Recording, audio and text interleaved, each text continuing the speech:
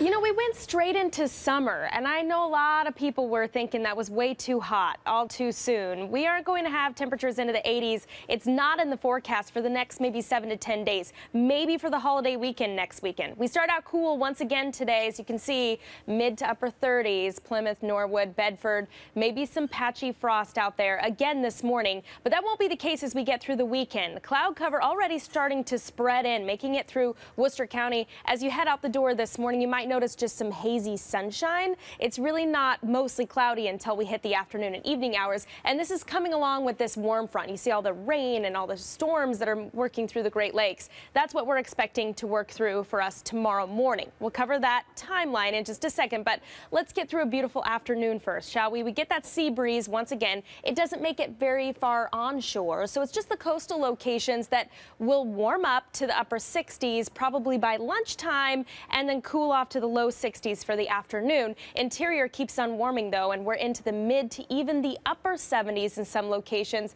Fitchburg, Waltham, not out of the question to hit 77 for a high this afternoon. So there's your 7 to 7 forecast. Sea breeze kicking in for the afternoon, mostly cloudy by the evening hours. But don't let that trick you. SPF still needed today. I know I always forget this. It's when it's cloudy outside, that's when we forget to wear it. That's when we need it the most. Here comes the cloud cover through the timeline, and as we get into tomorrow morning, you can see this line, pretty significant as it works through the western part of the state, but it peters out as it moves into the eastern part of the state. You saw that just kind of flash bang and it's gone. Worcester County looks like between 6 and 9 a.m. and then I think 8 to 11 a.m. for Boston. But if you have an early tee time for golf, maybe this gets you. I don't really even think it'll dampen your weekend plans, quite literally speaking, because it's not a lot of rain.